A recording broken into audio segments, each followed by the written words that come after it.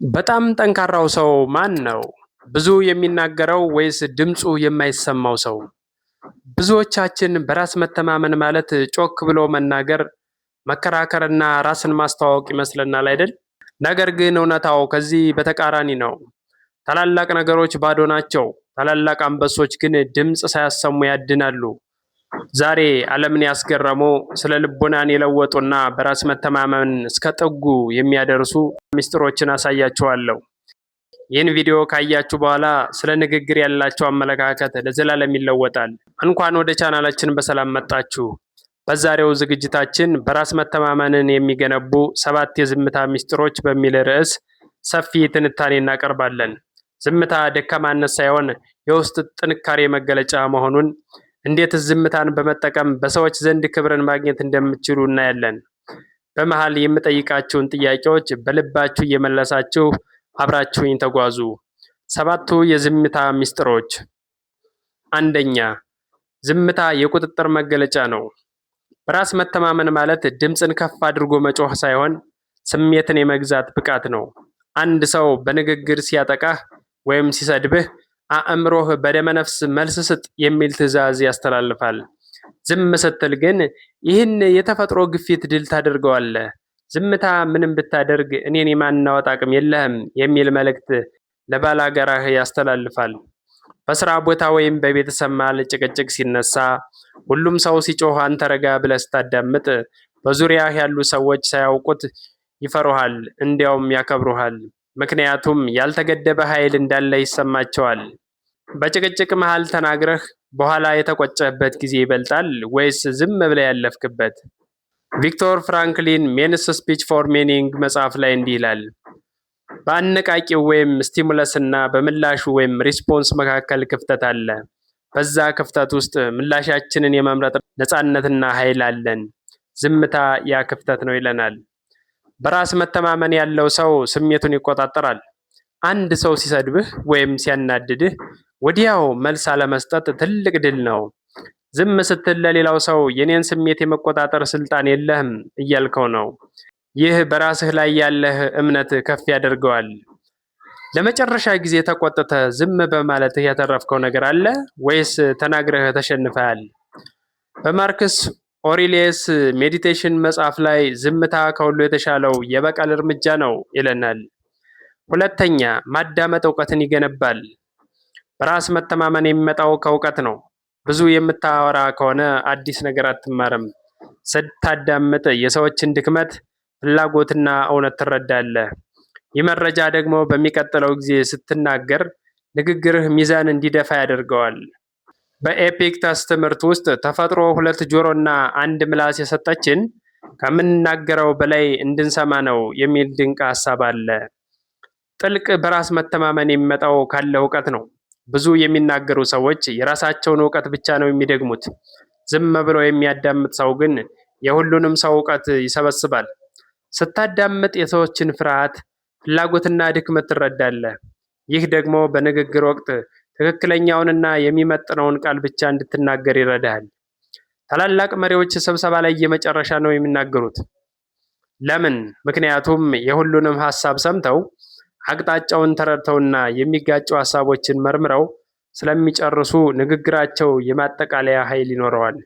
በዴል ካርኔጊ ሃው ቱ ዊን ፍሬንድስ ኤንድ ኢንፍሉዌንስ ፒፕል መጽሐፍ ላይ ጥሩ ተናጋሪ ከመሆን በላይ ጥሩ አድማጭ መሆን ሰዎችን የማሸነፍ ትልቅ ጥበብ ነው ይለናል።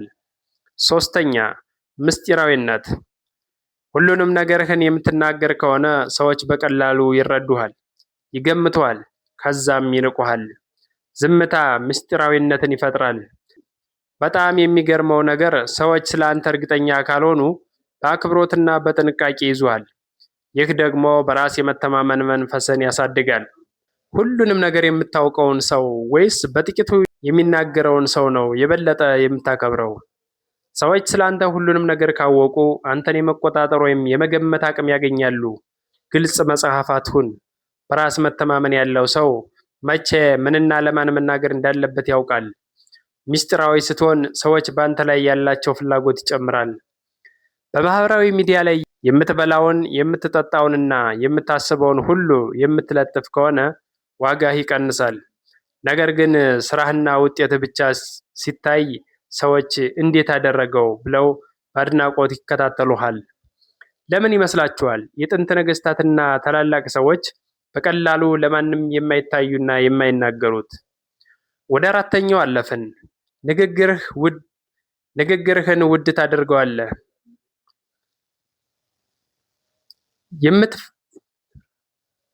የሚትረፈረፍ ነገር ዋጋው ይረክሳል። ንግግርህ ሲበዛ ቃሎችህ ክብደት ያጣሉ። ዝምተኛ ሰው ሲናገር ሁሉም ሰው ጆሮ ሰጥቶ ይሰማዋል። ምክንያቱም ንግግሩ ውድና በጥንቃቄ የተመረጠ መሆኑ ይታወቃል።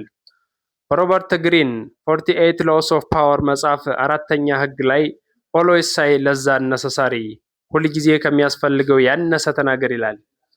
በኢኮኖሚክስ ህግ አንድ ነገር በገበያ ላይ ሲበዛ ዋጋው ይረክሳል። ንግግርህም እንዲሁ ነው። ሁልጊዜ የምትለፈልፍ ከሆነ ሰዎች ይሄማ ሁልጊዜ የሚያወራው ነው ብለው ንግግርህን ችላ ይሉታል። ዝምተኛ ሰው ግን አንዲት ቃል ሲናገር ያች ቃል እንደ ወርቅ ትመዘናለች። በራስ መተማመን ማለት እያንዳንዱን ቃል ማክበር ነው። ቃላቶችን በቆጠብክ ቁጥር ለምትናገራቸው ቃላት ኃላፊነት እየወሰድክ መሆንህን ሰዎች ይረዳሉ። ሮበርት ግሪን 48 ሎ ኦፍ ፓወር ላይ ባወራህ ቁጥር ተራ ሰው ትመስላለህ፣ ባነስክ ቁጥር ግን የበለጠ ኃያል ትመስላለህ ይላል። አምስተኛ ውስጣዊ ሰላምን መፈለግ። በራስ መተማመን የሚመነጨው ከውስጥህ ባለው ሰላም ነው። በውጭው ዓለም ጫጫታ ውስጥ ራስን ማግኘት አይቻልም። በዝምታህ ጊዜ ከራስ ጋር ትነጋገራለህ። ጥንካሬህንና ድክመትን ትገመግማለህ። ይህ ራስን ማወቅ ወይም ሰልፍ አዌርነስ ደግሞ ለጠንካራ በራስ መተማመን መሰረት ነው። በራስ መተማመን ከውጭ የሚመጣ ጭብጨባ ሳይሆን ከውስጥ የሚመነጭ እውነት ነው። ዓለም በጫጫታ ተሞልታለች። ስልክህ፣ ቴሌቪዥንህ፣ ቲክቶክ እና በዙሪያህ ያሉ ሰዎች ሁልጊዜ ያንተን ትኩረት ይፈልጋሉ። በዝምታ ውስጥ ግን ከራስ ጋር ትገናኛለህ። ራስን ስታውቅ ደግሞ ማንም ሊያናውጥህ የማይችል በራስ መተማመንህ ይገነባል። በቀን ለ10 ደቂቃ ብቻ ስልክን አጥፍተህ በዝምታ ተቀመጥ። ያኔ ውስጣዊ ድምፅህ ይነቃል። ራሱ በብቸኝነት ውስጥ ያናግርሃል። ከራስ ጋር ብቻህን ስትቀመጥ ምቾት ይሰማሃል ወይስ ያ የጫጫታ ማዕበል ይናፍቅሃል? ስድስተኛ ውጥረትን የመቋቋም ችሎታ። በንግግርህ መሃል የሚፈጠርን ዝምታ አለመፍራት ትልቅ በራስ መተማመን ነው። ደካማ ሰዎች ዝምታ ሲሰፍን ይጨነቃሉ። ስለዚህ ከማይጠቅምህ ሰው ጋር የማይረባ ወሬ ያወራሉ። ጠንካራ ሰው ግን ያንን ዝምታ በግርማ ሞገስ ይወጣዋል። አንተስ በንግግርህ መሃል ጸጥታ ሲሰፍን ይጨንቃል ወይስ በተረጋጋ መንፈስ ራስን ታዳምጣለህ? በንግግርህ መሃል ጸጥታ ሲሰፍን አብዛኛው ሰው ይጨነቃል። ያንን ክፍተት ለመሙላት የማይረባ ወሬ ያወራል። በራስ መተማመን ያለው ሰው ያንን ዝምታ እንደ መሳሪያ ይጠቀመዋል። ዝምታው ሌላው ሰው እንዲናገር ወይም እውነቱን እንዲያወጣ ያስገድደዋል። በድርድር ወይም ኒጎሽዬሽን ወቅት ዋጋህን ተናግረህ ዝም በል። ሌላው ሰው ምቾት አጥቶ እስኪናገር ጠብቅ። አብዛኛውን ጊዜ መጀመሪያ የተናገረው ሰው ይሸነፋል። ዝምታን አለመፍራት ማለት የራስን ማንነት መቀበልና በሁኔታዎች አለመገፋት ማለት ነው። ወደ መጨረሻውና ወደ 7ኛው ደረስን። ድርጊት ከንግግር በላይ ይጮሃል። ስለ ዕቅድህ ከመናገር ይልቅ ዝም ብለህ መስራት በራስ ላይ ያለህን እምነት በተግባር ያረጋግጥልሃል። በንግግር ራስን ማሳመን ቀላል ነው። በተግባር ግን ራስን ማሳየት እውነተኛውን በራስ መተማመን ይፈጥራል። ዛሬ ያየናቸውን 7 የዝምታ ምስጢሮች ተግባራዊ ካደረጋችሁ በሰዎች ዘንድ ያላችሁ ተሰሚነትና በራስዎ ላይ ያለው እምነት በከፍተኛ ሁኔታ ይጨምራል። ዝምታን አትፍሩት፣ እንደ መሳሪያ ተጠቀሙበት። የጥንካሬያችሁ ምንጭ ይሁን። ይህ ቪዲዮ ህይወታችሁን እንደሚቀይር አምናለሁ። በሚቀጥለው ቪዲዮ ዝምተኛ ሰዎችን የሚያስፈሩ 3 ምስጢራዊ ባህሪያት በሚል ርዕስ እንድንወያይ ትፈልጋላችሁ? ፍላጎታችሁን ኮሜንት ላይ ያሳውቁኝ።